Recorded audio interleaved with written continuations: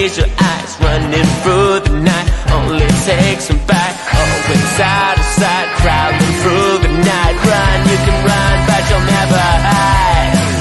The walls are coming, you're running. The walls are coming, you're running. The walls are coming, you're running. The walls are coming. Good evening to what is the last extra time of 2024. Going to be a nice and punchy one tonight. We've got a couple of guests that are joining us. We're going to have an opportunity if you want to come on and have a say as well. We're going to be obviously reviewing the draw against Tottenham Hotspur yesterday, but also looking over the festive period, a 3-0 victory over Leicester, a 2-0 victory over Manchester United, 7 points in his first 3 games for Vitor Pereira. And what a Christmas it's been for Wolves fans. We've not had a lot of cheer all year. So have you got hope? The question is for 2025 under Vitor Pereira.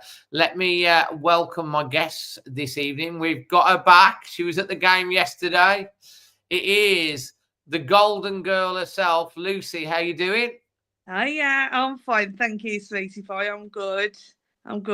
Nice to have a smile back on my face. Mate, it really is nice to have a smile back on your face, because I remember you coming on here about 6 weeks ago and you were incredibly emotional about the state of the club, about how you were feeling.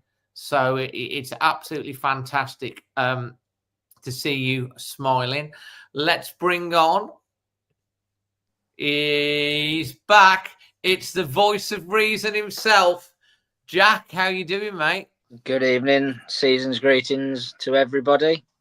Season's greet, and it is very season's greetings, isn't it, mate? At the moment. Yeah, things are looking up, aren't they? I think things are looking up. Things are looking up, and we're going to be digesting we're going to be digesting all of that. And I do want to say, before we get started, of course, I need to say a massive big thank you to Creation Wolf for powering Extra Time. They deliver the industry's and latest, most advanced digital solutions. They're a local company as well, already dealing with 2 or 3 businesses from seeing them on air. They'll take your brand, online presence, and digital capabilities to the next level. The link's in the description below. You can also find them on creationwolf.com, and we really are grateful for all of their support. Now, guys, a little bit later on in the show, we will be giving you, once we've had an initial chat with Jack and Lucy, you will get a chance to ask questions towards the end. We have a special question that we're going to be asking you as well, but you will be able to come on the show. There is a link in the description below this video. If you want to come on, you will have to have your camera on. You can't come on with audio. You can come and have a couple of minutes, say, online as well. So first of all, Jack, let's start with you, mate. We haven't had you on for a while. You're looking well, actually. You're looking really well, which is great. Obviously, we talked on here many times during 2024. You know, you'd had enough of Gary O'Neill. He's left. Vitor Pereira's come in, unbeaten, 7 goals, 2 clean sheets, 7 points. Merry Christmas. Yeah, no, absolutely. I think we spoke. I think last time we spoke, actually, I think it was probably after.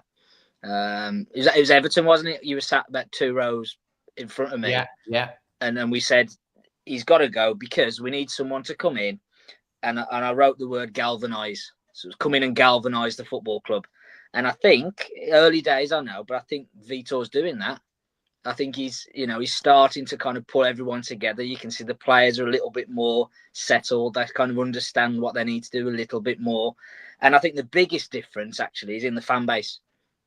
Oh, and mate, you were there at Leicester. You were there yesterday, and you were up Molineux on Boxing Day. The atmosphere in the fans now is night and day from what it was at Everton and at Brentford and at West Ham and at home to Ipswich. And that's the biggest thing you can really say about what Vitor's done in the first sort of weaken a bit is he's got the fans on side without doing anything extraordinary and without doing anything deliberate to kind of get the fans on side. Just a fresh face and some new ideas, and just the way he speaks and the way he sort of says, you know, we can compete with everyone. We're going to have an identity. Everything that you'd want to hear, really. And ultimately, yeah, we'll have to judge on what goes on the pitch, you know, but it's been.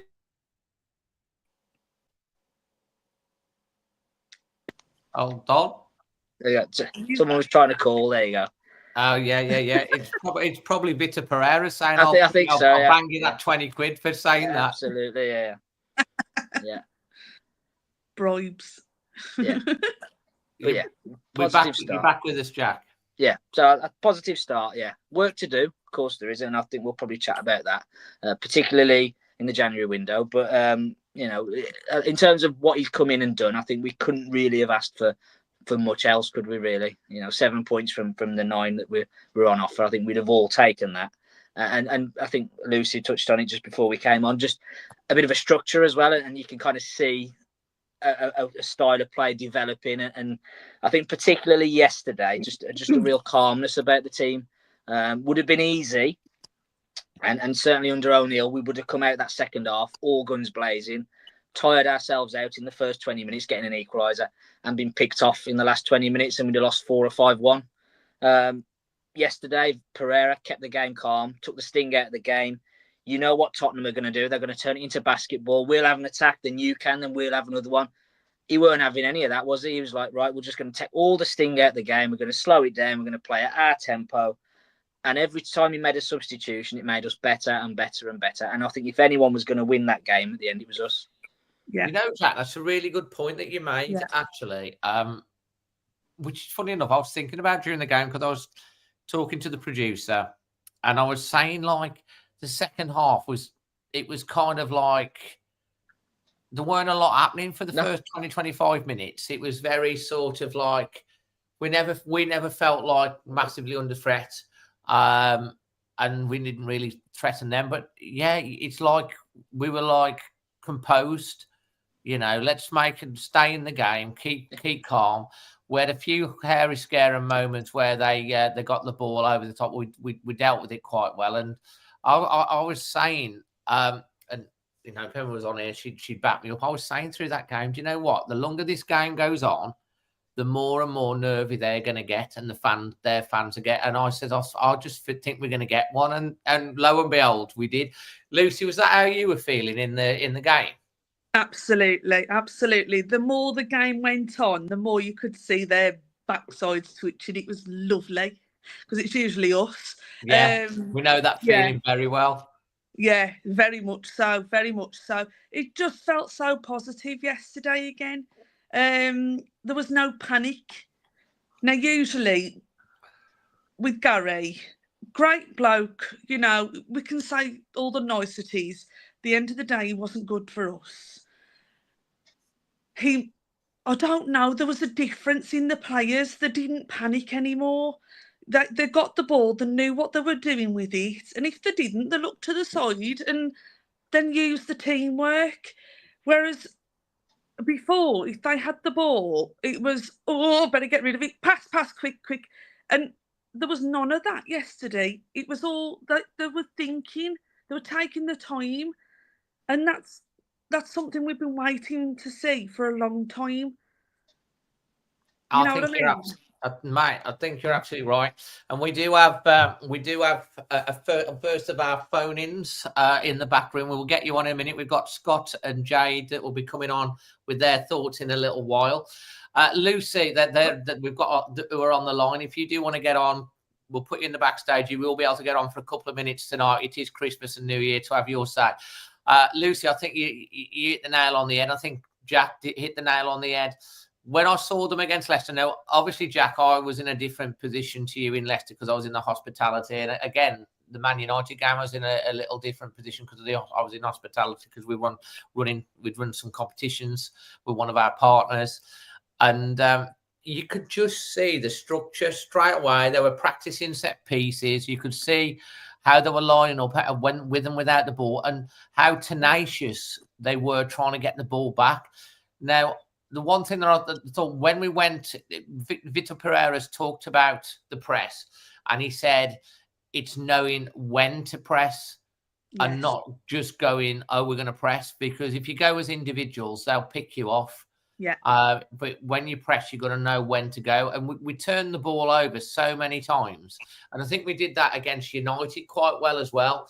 Yeah. Obviously, you know, they had Fernandes sent off against United, and you know, I thought we were a little bit nervy in for around about a 20-minute period, and I think because obviously it was a big 3 points at home, but we defended really well. We kept our discipline, and they never really had any clear chances. And you know, obviously Tommy Doyle does what Tommy Doyle does at the end of the United game, wins the ball back and immediately plays a forward pass. And Cunha, you know, he could have shot. He played the higher percentage ball to Wang, who he needed the goal, finish it. And Wang, lo and behold, gets another goal to start us off. The only disappointing thing against Tottenham, we started really well with that goal, is we conceded again off a set piece. And then they had, not long after that, they had another opportunity from a set piece.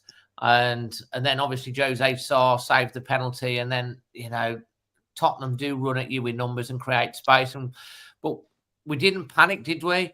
No. And when you look at our back line that we had, obviously Dawson came in because Totti is injured and looks like being out for 3 or 4 weeks, you know. And then the back line that we finished with, the back three, was Santiago Bueno, Matt Doherty, and who else was in that back line at the end? Semedo.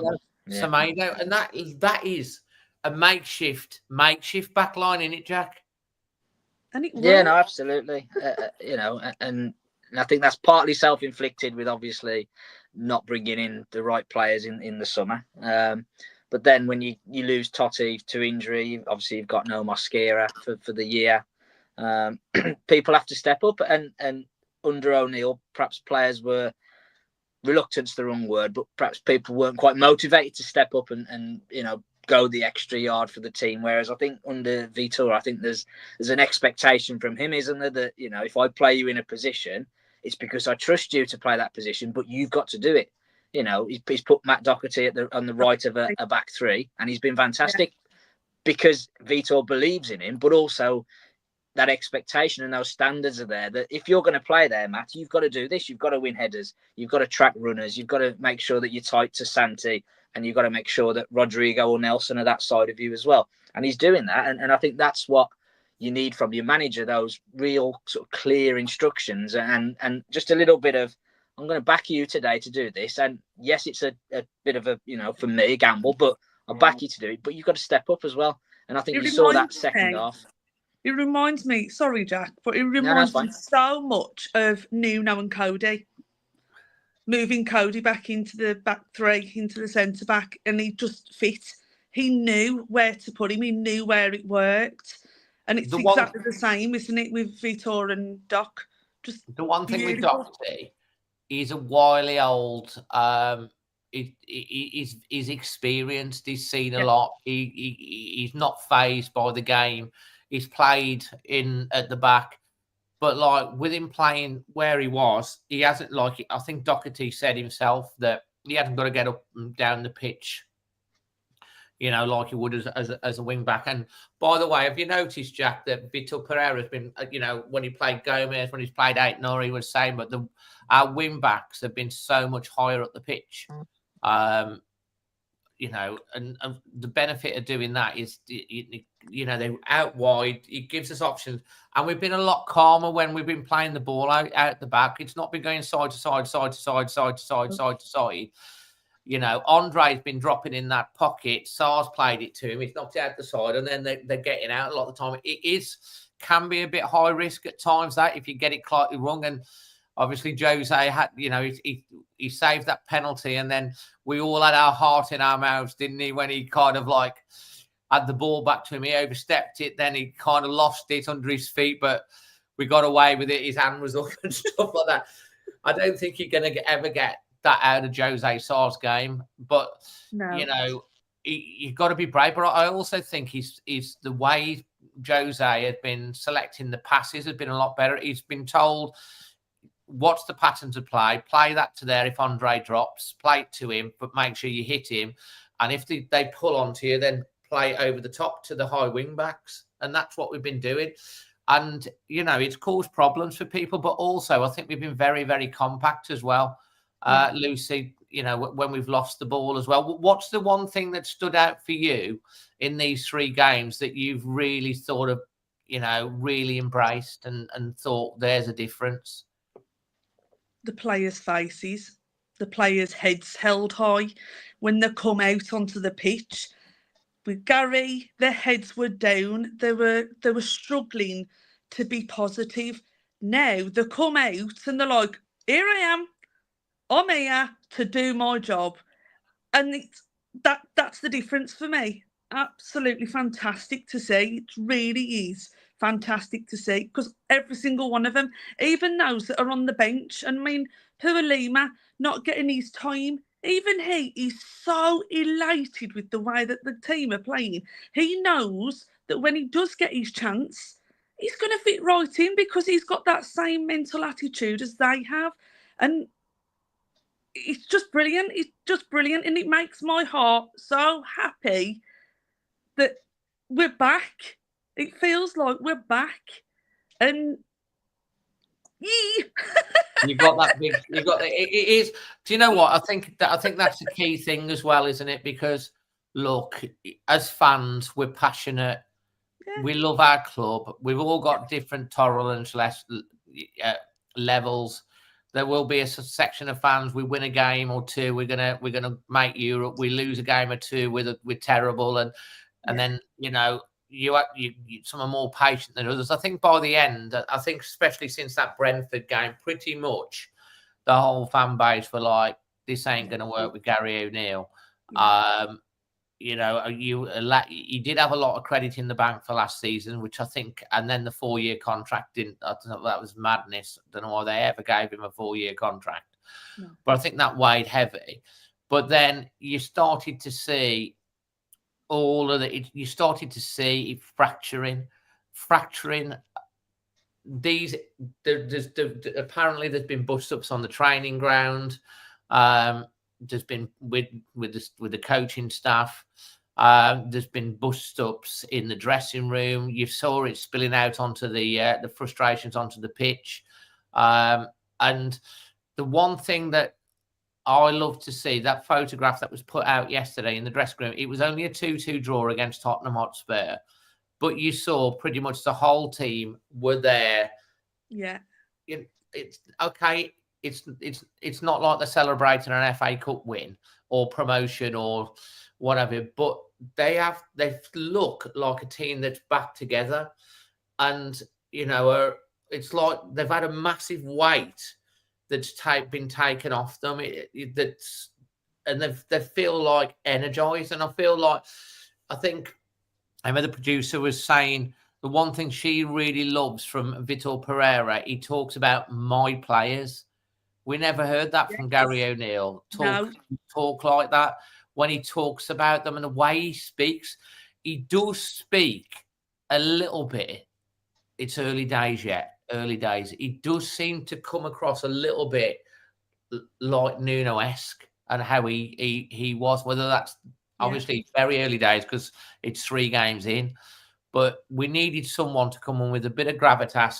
And as he said, it's like, how have you managed to get the respect from the players? He said, like, you know, they were open to his ideas, winning games and getting points and things working out, get you the respect that you know you've got to earn the respect. And I think he's starting to do that. He's also, they had a complete clear out, didn't they? Even the analysts, all the iPads went. I'm not sure if I think Gary took his iPad with him. All the analysts went, and he's bought in pretty much his own. And he said he said, I can't do this on my own. I have a team that comes with me. They all have a specific job. And there's a reference, I think, that I've mentioned again by the producer earlier, that, you know, the free kick that we scored, he said one of his analysts identified something that Tottenham do on free kicks. And he gave credit to them for that, rather than, if it was Gary, I think he'd take credit for it himself, you know, or if things don't work out, it's the analyst's fault or the set piece coach's fault. All the players, all the fans. He's about the team. He says it's not about my way. It's not about me against whoever. It's the Wolves way, creating an identity. And he hasn't had a lot of time on the training ground yet. But what he's done so far, I just think he's simplified everything, Jack. Yeah, complicating things. I think the two key words you'd use are consistency and clarity.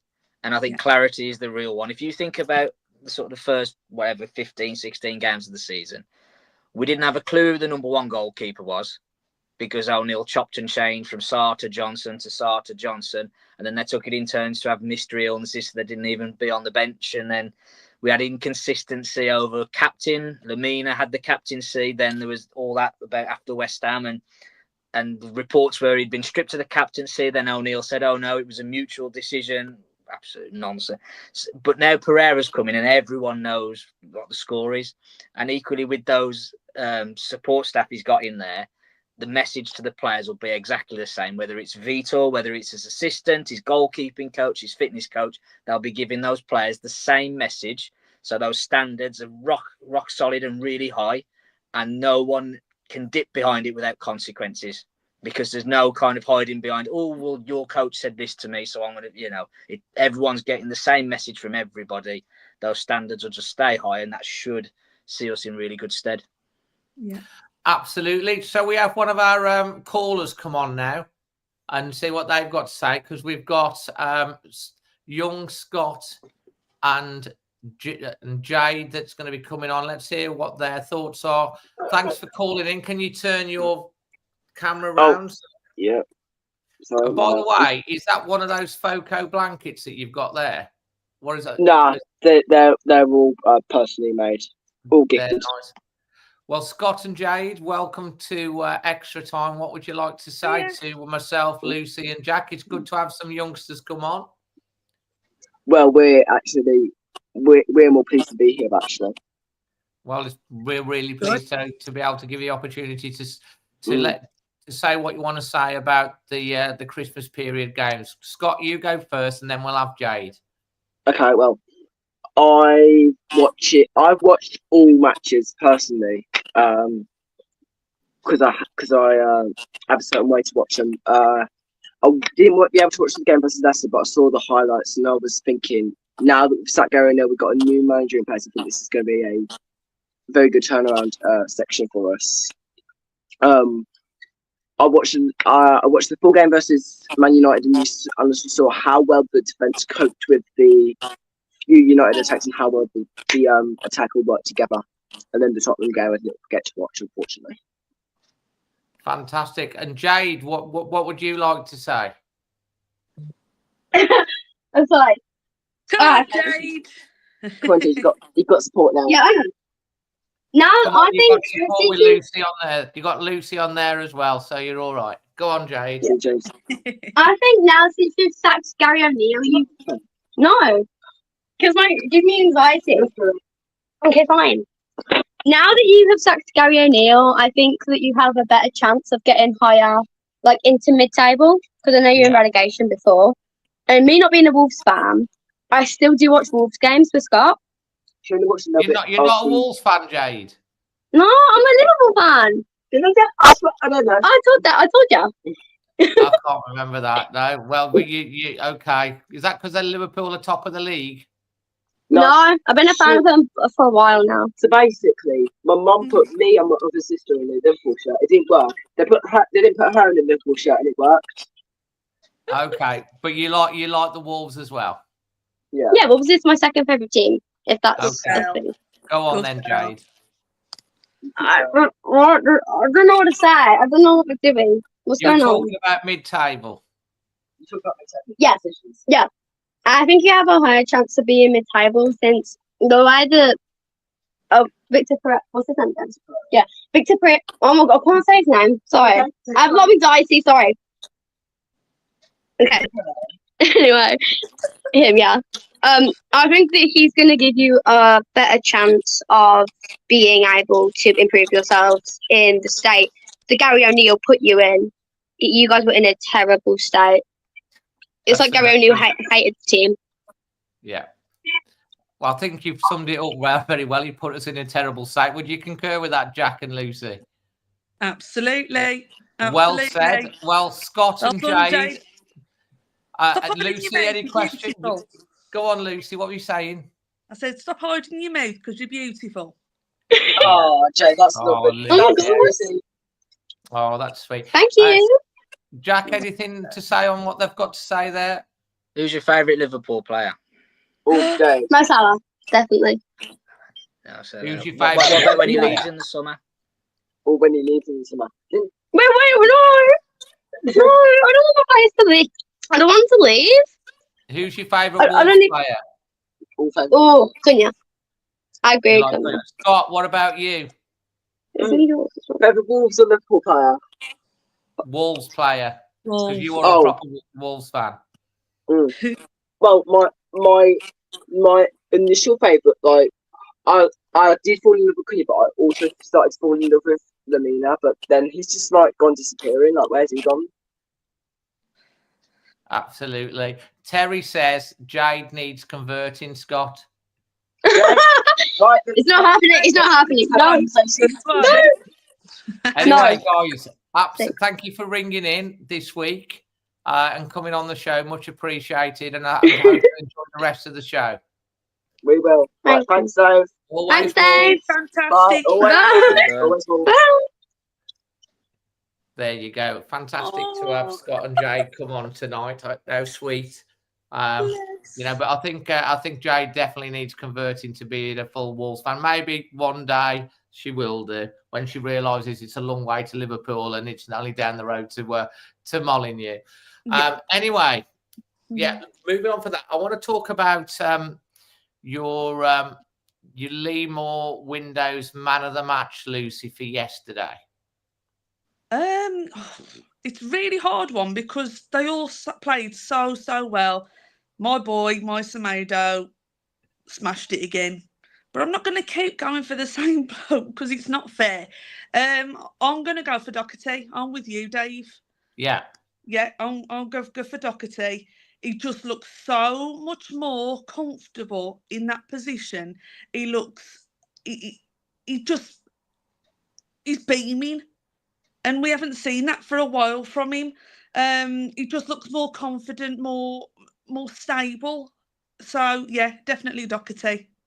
Fantastic. And don't forget, guys, if you do want to come on and have your say like Scott and Jade, if you want to phone in the description below this, there is a link and it'll put you in the green room and we'll get you on for your say. Your man of the match, Jack. I think Doherty's a great shout, but I went with João Gomez.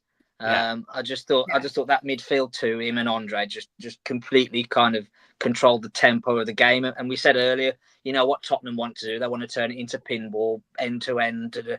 And Gomez and Andre just said, no, we're going to do it our way today, boys. And Andre went off early, so I'm just going to go Gomez just because he lasted the 90. So yeah. Is this true? Ipswich are 2-0 up against Chelsea. They are. This is going to be crazy. What are the odds on Man United getting relegated? That would be beyond funny. Oh my God! How long to go? Chelsea's still going to come back and get 2-2, ain't they? Come on, you know. There's still half hour to go, I think. Yeah, they'll get one. They'll still come back and get 2-2. Oh my God! Okay, we'll go with you first for this one, Jack. What was your Fox at Simply performance rating yesterday? A very solid 7 out of 10. I thought we showed a lot of 7. Yeah, a lot of character, a lot of grit, determination. It was probably out of the 3 games we've played under Vitor, probably the one where we played the least amount of sort of attacking football. Yeah. But I think again that was probably a deliberate thing because obviously, like we said, you know, Tottenham are just going to try and turn you over when you come out. So I thought it was a very deliberate ploy to kind of make the game a little bit dull. And I thought, you know, the position that we're in, I think we need some more, you know, dull games where we pick up points. You know, you Well, don't right at go the down moment, playing pretty football. So right at the moment, we need the points, and you know, it's for us. It's been a great Christmas. Lucy, your performance rating? I'm going to go for an 8. An 8. An 8 for me. Oh, an 8 because they were shattered. You think of how much they've played recently, but they still put their foot Found in, away. did Found well, away. saw fantastic in goal. And I've got to tear your daddy up even more. Tommy Doyle, I've got to mention him. He was brilliant when he came on. He's firmly starting niggling next to Marsemedo, I've got to say. He's absolutely brilliant when he starting comes on. to head in into your favourite from Semedo. Yeah. And I'm That's the struggling big with that. task that is to It's a dislodge really big task. Semedo. I And know. I've got to say, you know, if you haven't heard the story, if you haven't watched it, watch the little video. As I say, it all goes back to my dad's been talking about Tommy Doyle for weeks and months about how ever since the Brentford game really last year, since he signed in the cup, and they reached out to us on Christmas Day actually, and got that signed shirt, and then his dad and his girlfriend, who's expecting his first baby, Rebecca, lovely girl, really lovely girl, down to earth, both of them, him and his dad, chatted to him. You know, I chatted mainly to his dad, and Emma was talking to Rebecca. 15-20 minutes we were chatting to them when they came to see us and give us the shirt, and then obviously we surprised my dad, and you saw the emotion on his face, and so that was just pure class on the pitch, class off the pitch. You know, and he's got Tommy Doyle has got a massive role to play at this club over the next 1 or 2 years. He's going to be the sort of player you build a team around. So a good shout out there. What's your Parkside dental care moment that made you smile, Lucy? Saw's penalty, because we haven't seen it before. The save, absolutely brilliant save. He didn't have that much to do during the game, so to see him step up and do that was brilliant, absolutely brilliant. Well chuffed for him. Yeah, it's a good shout. And Jack? I think just before we go on to that, what a terrible penalty decision that was. It won't get mentioned on anything because he saved it, but it was an absolutely diabolical decision. Do you think so? If anything, it's a foul the other way. It did look like he caught his foot. The Tottenham player runs into Andre, and because Andre struggled, actually there is that. Yeah, I'm surprised it didn't get reviewed, but I suppose if it's not clear and obvious, they don't overturn it, do they? Depends on what week it is and whatever, doesn't it? And what day of the week it starts with and all that. But moment of the day, I'm going to go for Pereira's substitutions, because I think it's so refreshing to have a manager that can understand the flow of a game and can kind of be almost 2 steps ahead of the opposition and kind of go, well, if they do this, I'm going to do this. And I think this will work, so I'm going to do this, but I'll also need to do this. And I thought it was really good. I think every substitution yesterday had a positive impact on our performance. And it's been a long time since we've been able to say that. So I think that was what made me smile. Well, yeah, because you need these positive things. You need proactive and positive changes, and that was something we got less and less through Gary, unless, of course, it came up with a notification on his iPad saying that he could do that. I mean, bless him. I know we're just laughing. I mean, we do wish Gary O'Neill and his family all the very, very best. Absolutely. He came in with 3 days' notice. He did a job for us last year. Personally, with everything I've been hearing and all the stuff behind the scenes, I don't think he was ever fully committed to Wolves. He took the job, and but like, you hear stories of him going home back to Surrey or wherever it is many days of the week, and then not starting training until 10:30. When under Nuno it was around about 8:30. The way he spoke at press conferences, are you hurting? Well, I'm not worried about my coaching career. It's always us and them. And I just felt like he Vitor Pereira, right? The difference between Vitor Pereira and Gary O'Neill. Vitor Pereira, I know he's had a lot of clubs. By his own account, because he wants to work, he didn't want to sit at home. He took jobs when he probably should have just took a bit of time out because he just lives and breathes football. His ultimate goal has always been in his mind one day to manage in the Premier League, and he's come close 2 or 3 times. That's something that's driven him. Gary kind of had it handed to him at Bournemouth, and then he got the job. He kind of got lucky with 2 jobs that he's got. And I think Gary O'Neill will learn a lot from the experience, but I think he needs to learn his trade. He'll probably get a job in the Championship. Yeah. And I think he'll be a real test for him there. But, from my point of view, he overcomplicated things. He thought he was still a player a lot of the time, too close. Vitor Pereira has managed some top players where, he's won things. He's got that experience, but also more than anything else, he really, really wants to be here. Yeah. This is for him what he's waited for his whole managerial career, is to get a job in the Premier League. So that straight away tells me that if that's something that, if you've really worked for something for so long to get this opportunity, you're going to do everything in your power to commit 150% to make a success of it. And I think when you've got a manager that's setting examples like, well, it's okay to go home and do this all the time. And Bruno Lage used to fly back to Portugal, straight after games, and some of the players used to fly back in at about 2 a.m. in the morning for training. When you've got someone that sets that example to the players, that's the role model that they've got. Vitor Pereira is someone that's coming and going, I'm fully committed to this club. I'm fully committed to this job. And every single player that's going to be here needs to be fully committed. And that's the sort of standards that Nuno had when he was here. And that's straight away. Yeah, he's got to win respect. And look, he's won 3 games. I think it's more than a managerial bounce to me. I think it's his whole persona and the way he's brought the team, which was fragmented together. Obviously, we're still waiting to hear the outcome of the Cunha. It seems to be dragging on forever. He came off at half-time. Apparently, Jack, he picked up an injury in his hamstring. We don't know how serious that is. But Matheus Cunha is going nowhere. People were worried about him going somewhere in January. There's no way in a million years we're selling Matheus Cunha in January, are we?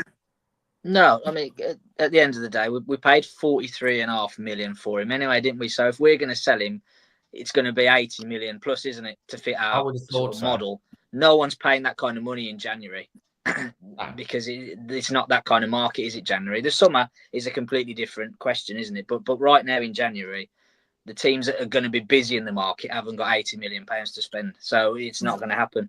But I think in terms of that, the thing about the suspension, I think if you think back maybe 2 years ago now, when Podence was accused of spitting at Nottingham Forest, that took quite a long time to resolve that, didn't it? Because you have to get all the different statements from people involved, and there has to be hearings and everything. So I'm not massively surprised that it's kind of taking a long time, but again, that was indicative of the sort of chaos of the end of O'Neill's time, wasn't it? You had players just flipping their lid at the end of games and starting fights with people and all kinds of stuff.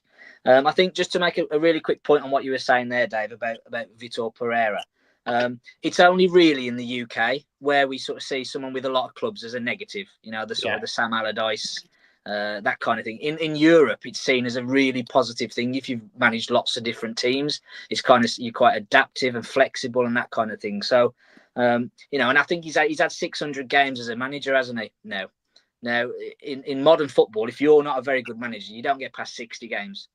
So for him to have had 600 games as a manager, he's clearly got something where he can command a dressing room and he can build a team. And then we've just got to kind of trust the people in charge to kind of give him the tools in January. And I think we can kind of start to climb the way up the table. Well, on that's a really nice seamless link, I have to say, Jack. There we go. Seamless link, because January is literally The window opens in 2 days' time. We're starting to hear all the links and the rumours and stuff. I think Vitor Pereira has come out and said, I think he said he wants a centre back and a full back. Is that what you've heard him say as well? But like, I really hope that this isn't. I think this is now a test to Matt Hobbs. Really, Matt Hobbs. Obviously, they've used Mendes to bring him in. His role's probably changed a little bit, but he's still going to be big influential in making things happen. And they've had quite a lot of time now over the last sort of like since Yerson got injured, 3 months. And I think Lewis said it here. The test now is, are they ready to go from the 1st of January to actually bring someone in early in the window and not wait until the end of January? Because we need players now. Totti's out for 3 or 4 weeks. Dawson don't seem quite the same as what he was before. Santiago Bueno is looking like our most senior defender. You've got Semedo stepping in. You've got Doherty, who's done a good job at stepping in. We're so lacking in a real strong, oven-ready defender. And I think we're looking at a lot of lack of pace at the back as well, Jack. Yeah, I think pace is important, but I think aggression as well. I mean, I think if you look at the second Tottenham goal yesterday, now it's a good bit of play by them. Yeah, but we've got 6 bodies in the box there, plus Sarr, and I'd question how many of those players are actually defending. Yeah. It's okay having bodies in the box, but who's actually making an attempt to stop the opposition? Who's throwing their body in the way? Who's going and making a block? Who's, pushing and shoving? And who's, making that real aggressive attempt to kind of put the opposition off? I think Dawson sort of turns his back on the ball and Santi sort of dangles a leg at Kulusevski and lets him just come inside a little bit. So we need someone who's going to kind of just come in and absolutely cause chaos in the box and head everything out and win tackles and blocks. And it sounds like, is it Danso, the guy from Lens, is one that I think would fit that profile. But yeah, I mean, I think, what we need is a better version of Totti Gomez, really, because I didn't think we'd miss Totti yesterday, but we did, because that's what he brings is that aggression and that on the front foot almost as a defender. And to be fair, Totti Gomez is quite good on the ball as well. He will bring the ball out. He'll carry it a bit. He's quite comfortable on the ball. Yeah. And I think Dawson can spray a ball and he's strong and what have you, but he's not one that's going to fancy foot it around or play out from the back or anything like that. Dawson will do a job. He's like your John Smith's type defender, experienced. He's been around. I thought he did as best as he can. Lacking pace, he is starting to come towards the twilight of his career. I think when Yerson Mascara is a big miss, because I think he would have, he looked really, really good and athletic and fast and good on the ball. But you have to plan for these things. So we have to definitely bring in, and Totti Gomez as well can also play that left back position, Garney. Yeah, and then you've got that sort of options then, haven't you? In terms of you've got Rodrigo could play wing back as well, and obviously Doc and Semedo, Pedro Lima's there as well. So it just gives the manager options, doesn't it? And when you've got a manager that's experienced and wily and crafty, the more options you can give him, the better, because he'll come up with a lot of solutions. There's that buzzword from the Nuno days again, isn't it? I've noticed that's crept in as well into some of his press conferences, solutions. So, but yeah, I think, a couple of centre halves, I think is probably what we need more than anything. Well, apparently, according to a cheerful Chris, Danso is not what we need. Chris, if you want to come on, hit the and explain why, the link's in the description below this video. Come on and say. Dinny, you're more welcome to come on as well. Just call in if you want to get on the little link below. You can come into the green room. We'll get you on. Be interesting to see. Lucy, what's your thoughts on the January window? I don't want to sell anybody, that's for certain. Yeah. I can't see any of them wanting to go, but I can't see that we'd want to get rid of anybody either, because they're such a team now. It just feels like they've all bonded, but they all play well together as well. So I really don't want to sell.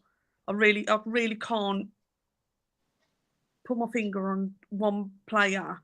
Do you not think? Do you not think this is for you, Andrew, that Sarabia might be one that goes because his contract's running? They'll want money for him. If someone comes in with a bit of money, he might potentially go. Yeah, I mean, I don't think I'd miss him. Well, he ain't been fit, has he? And he hasn't been being played. I'd be interested. I'd really be interested to hear how Vitor Pereira views him now. Yeah, he's a good Gary player. O'Neill really he didn't fancy him at all. No. But then maybe there was something in the background that we don't know that, they didn't get on. You just, nobody knows, but he's a good player, but I think we can cope without. And if we can cope without, then we don't need. You know what I mean? Your thoughts on Sarabia, anyone going out? Because Lucy's made some good points there. Yeah, no, I agree. I think the contract situation just muddies the waters, doesn't it? Dawson's out of contract as well, isn't he? I think Lamina is, but there's an option to extend. A year option, yeah. So you'll have to see. I think the thing with Sarabia, I think it sounds a bit like I'm sitting on the fence, but I think it's completely down to the manager. Yeah. If he thinks there's a role for Sarabia there, then I'd like to see him stay. Even if we lose him for nothing in the summer, I'd like to see him stay. Because we saw last year when he had a run in the team, just the goal output of goals and assists was really good. And some of those games where you're playing teams that are sort of sitting a little bit, you need someone who's got a little bit of guile that can kind of just pick a pass and just find a little bit of space. And Sarabia is probably the only player we've got that does that. A lot of our other forward options are quite direct. They're pacey and aggressive. He's a little bit more of a sort of a pure footballer, isn't he? But, like you say, he's not been featuring when he has been fit. And you just don't know kind of where his head's at either as well, because the attraction now is obviously a player like Sarabia is almost the perfect sort of profile for Saudi, isn't he? He's played at PSG, Real Madrid, Wolves, three of the biggest clubs in the world, and so go and make your money for the last couple of years of your career and line your pockets and set your family up, and so that wouldn't surprise me at all if that was what happened. But I've always been a big fan of Sarabia, but I think he's completely down to what Vitor wants to do. Well, I guess we'll find out. Just before we move on to the next segment, I do want to just let everyone know that January sales are starting over on FOCO on your products. Some of them have already got discounts on. If they haven't got a discount on them, and there's loads of stuff on here, licensed Wolves products, then if you use our link in the description below this video and the code alwayswolves15, whether you listen to this on podcast, it'll be in the description or back on catch up. There's a lot of Wolves products, and there's also lots of other teams. Plus, you've got NFL stuff on there. You've even got Wembley Stadium on there that you can get as well. You got your mini Molyneux. You've got so much on there. But whatever team you're watching, or whether you like your NFL or all sorts of things, there's lots of products. If you use our link and our discount code, you'll get the discount. Thank you for that, FOCO. So, guys, just something a little bit more light-hearted before as we come into the last 10 minutes of this show. And guys, if there's any questions that you've got for Jack or Lucy, now's the time to ask them. I would like to ask how you're celebrating New Year this year. And you can answer in the chat. And if you've got any New Year's resolutions. Lucy. Right. As I am broke at the moment, because yesterday cost me a fortune. But thank you to Becca for yesterday. I've got to say thank you to Becca. Fantastic for getting me the ticket and getting me there, bless her. What was I going to say then? How are you celebrating New Year and your New Year's resolution? Right. Celebrating New Year. I'm going to have a Chinese at home with my son watching Squid Game. Oh, right. Yes. But that's come on Netflix. So isn't it Squid Game too? Yes. So it's something I'll definitely. We've got up to 3 at the moment. To be at the moment, so don't get too It's all excited. early days yet. Any New Yeah. Year's resolutions? New Year's resolution: I need to get rid of some timber. Get rid I'm of some going. timber.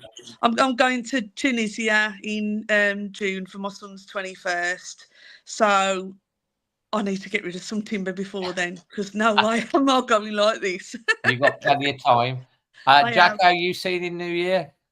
I think it'll be a quiet one this year. To be fair, I think Chinese sounds good, like Lucy said. I was down in London last year for the New Year, which was quite good. But I think it'll be a bit more of a sort of gentle affair this year. And then I'm not a big one for New Year's resolutions. I think it's kind of just carry on as you do, don't you? I think I think be a bit more sort of a bit more positive maybe. It's been a challenging year, hasn't it? I think so. It'd be nice to kind of positive mental attitude and kind of try and enjoy life's little victories a little bit more. Absolutely. I could never imagine you being negative. Yeah, can be. Oh, Good at masking it, I think. But yeah, just try and celebrate the positives a bit more. We all can be like that. Yeah. Scott wants to know how you're feeling about the January fixtures. We've got Forest, haven't we? Yeah. Newcastle, Chelsea, Arsenal. Maybe is that? I'm just looking now. So let's have a look. I'll put these on the screen. Let's share the screen. Share. So we have got Forest on the 6th. Bristol City away in the Cup. Newcastle away, who are currently beating United on the 15th. Chelsea away on the 20th, and then Arsenal at home. So you've basically got 4 of the top 5 in the first in January, which is welcome to 2025. How are you feeling about that, guys? I think bring it on. I think you don't want to get into the trap that O'Neill set of thinking, oh, these teams are better, so we're not going to get any points. Because if you think that, then you're not going to get any points. So I think take each game as it comes. Really, I suppose. Forest on next Monday night will be obviously a challenging game. That they're absolutely flying. Player for player, are they massively better than us? I don't think so. So if we turn up on the day and can impose ourselves on the game, and Vitor can get the tactics and the game management spot on, then we've got every chance. And then you go on to the next game after that. And I think we've got enough in us over the next second half of the season to pull away from danger. And I think it's important that we don't panic. If we do, have a tough January and don't pick up many points, we could end up slipping back into that bottom 3, depending on how the other teams do. But don't panic yet. Just keep the faith and keep working hard, trusting in the manager. And by the end of those January fixtures, we'll have done our transfer business. So let's see what kind of shape we're in then. Absolutely, Lucy. I agree 100% with Jack. I think, but the main thing that has been lifting the fans, the players, is the fans, because the atmosphere has been absolutely electric recently, both home and away. I haven't heard the Molyneux sound like that for a long time, like it was when we played United the other night. So if we keep bringing that each game, that's what the players thrive off. They play to your tune, so let's sing and shout as loud as we can for them. I love it. And we'll be fine. I've got no worries. We'll be fine. I love it. Carl wants to know, how many wins do we need to stay in the Premier League under Vitor Pereira's thing? Personally, I always think 10 wins, because you're always going to pick up some draws. So I think we need another 6 from the remaining 20 games, 6 wins. Jack, you're nodding. You're sort of on the same page. Yeah, funnily enough, when Vitor came in, I had a good chat with a good friend of mine, and we sort of said, I think he had 22 games at that point. I said, if we could win 8 of them and a couple of draws along the way, that should be enough. And obviously we've got 2 of those ticked off already. So, yeah, I think 6 wins and a couple of draws will probably be enough. I think you're probably looking at sort of 35 points this year, probably to stay up, maybe a little bit less. So point a game roughly might just do it. So yeah. Okay. Lucy, how many games do you think Cunha's going to be suspended for? See, I'm a bit on the fence with this because I think something's gone on in the background.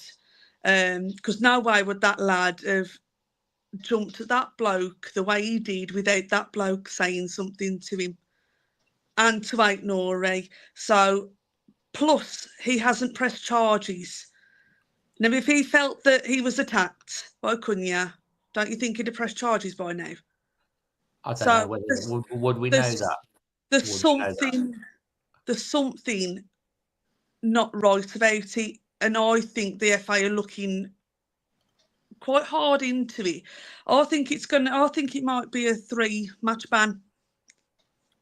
Yeah. From what I saw, you know, I don't think it's all one-sided. I really don't. I think you make a really good point. Jack, what's your take on that? No, I agree. I mean, I was saying this to a friend of mine the other day. I don't get, I mean, maybe I'm getting old, but I don't get all this stuff at full time. I mean, the other day I was watching a game and full-time whistle went and both benches emptied. I mean, the bus driver, the team chef was all on the pitch shaking. I mean, stuff's bound to happen, isn't it? Because there's about 100 people on the pitch at the end of the game. I don't know who this guy is from Ipswich. No one seems to know who he was, why he was on the pitch, what he said, what he's done. Listen, you can't condone what Cunha's done. Of course you can't. And whatever punishment he gets, we'll take it, absolutely. But I think there's probably a bigger issue here in terms of just this nonsense at full time. I mean, 11 players, 2 managers, go on, shake hands with each other, shake hands with the ref, and go and do the rest of it in the dressing room. Because after people come on the pitch, then they shake hands with their own teammates anyway. So they don't need to be on the pitch, and it just going to, especially when there's been a last-minute winner in a game and there's all sorts going on, it's just going to cause issues. But I don't like to see it. But I think we've gone a little bit loopy in football, haven't we? In terms of full time, everyone just on the pitch, and people who don't need to be on the pitch are on the pitch, and of course stuff's going to happen. I think so, and I think. Obviously, Matheus would have had to give in a report. I mean, I've met him. You know how smiley he is. Something's happened. I mean, he's not Kevin Muscat, is he? He's not going to go around smacking people in the face because he feels like it. Something has clearly upset him. That there's just something's gone. And whether it was obviously that we talked earlier about the lack of discipline under O'Neill, and whether that was part of it, and the players just kind of thought, well, he's not going to tell us off if we do it. So. Why would both players go after the same bloke? Yeah. And so angrily. I mean, Aït-Nouri had to be carried off the pitch. Yeah. Why? Come on. Obviously, there will be a statement. And for me, that if there's been a statement, there's cameras everywhere, there's probably audio, they're probably, examining, obviously, their side of the story and before they make a decision. At the end of the day, obviously, it wasn't a great look. No, but we'll find out. I really be surprised if it's anything more than 2 to 3 games, to be honest, because I think we'll. I think if you look at the statement from the FA, sorry, Dave, I think it says misconduct rather than violent conduct. Yeah. So I think that there might be something in that, in terms of obviously they don't think it's an assault or anything like that. They obviously think he's reacted inappropriately to something that's been said or done. Yeah. So absolutely. Bobby Smith, is Boubacar the missing third man? How long is he out for now, Boubacar? Is he getting close to being back involved? I think they said January, didn't they, when he did his knee. So yeah, I mean, I've not seen any pictures of him in training or anything, so I don't think he's very close. But no. I think he's a good player to have on the bench, isn't he? Because he's got legs, he's got energy. He needs a shot as well, but he's got to get past Tommy and Lamina and stuff at the moment. So, but yeah, we'll see. Chris Humphreys wants to know, you guys, do you prefer Blue or the Wenger boys? Neither. Chris, that's really random. Yeah. What do you want to go with, Lucy? Blue or the Oh, Venga see, Boys? I'm gonna admit it. I'm a boy band girl, so I'm gonna go for blue. But I didn't really like them. You did But really out the like Venga them. Boys, definitely blue. And I don't think Jack's picking either, but I'm more on the Venga Boys, me personally, I reckon. Scott J wants to know if there are any Liverpool products. Yes, there are. All the clubs are on there. Go on that link in the description. You can have a look. Well, Terry's definitely a Venga Boys because look, he's gone boom, boom, boom, boom. There's something in my, or whatever it's called. Ipswich is still beating Chelsea. Great. Newcastle are still beating United. They are. Anyway, I think that's about it, guys. We're just on the hour mark. Thank you ever so much for joining. I want to say a massive thank you to everyone that's liked the video, and if you've subscribed, that really means a lot to us if you've hit that subscribe button. So thank you if you're an Always Wolves subscriber. That really does mean a lot.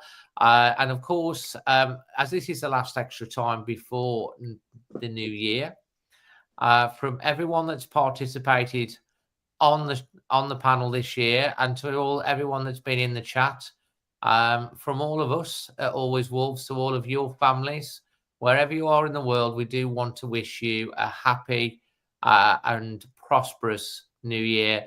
And as a Wolves fans, it's got to be better than 2024, surely. It's going to be a better year. 2025, hopefully we'll be back on the way up. The powers that be, those purse strings need to open, and you need to back this manager, not just in January, but hopefully he keeps us up, and then in the new year. From all of us anyway, Happy New Year and always Wolves. Happy New Year, Happy New Always Year. Wolves.